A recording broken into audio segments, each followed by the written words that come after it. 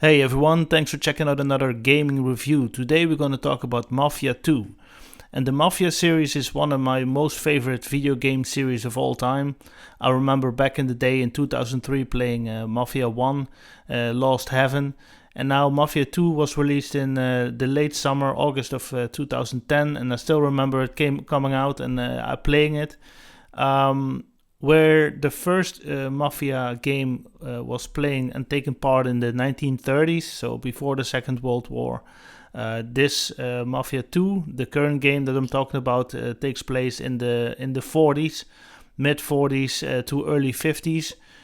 So it's a very vibrant time for America to rebuild, and you have the gangs and you have a bit of culture from Europe when it comes to the Second World War.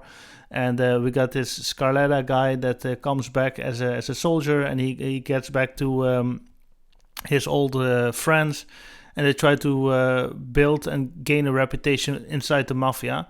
I must say, all the cars that are in the game, they look very nice. Drivability wise, I mean, it's all over the place. Those cars are not really pleasant to drive. They're very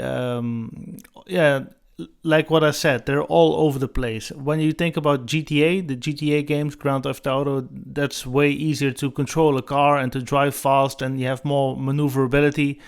But in Mafia 2, you really can tell that you're in a big, heavy, uncontrollable, American car from the time.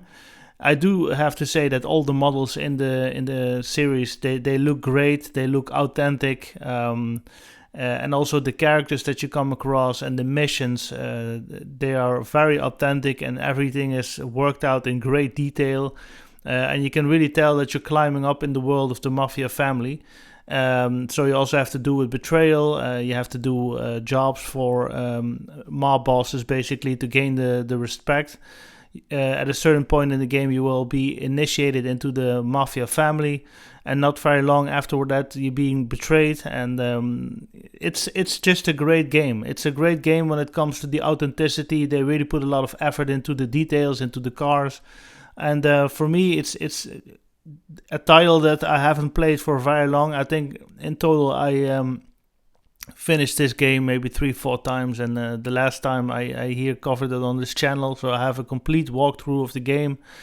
You have the Irish, you have the Chinese, you have different kind of mob, or I should say criminal families with different interests, and it's just a fun thing to do. I think in total the game takes about a little bit more than 10 hours to complete, so it's long, but it's not very long. It's definitely a game that you can pick up again from time to time.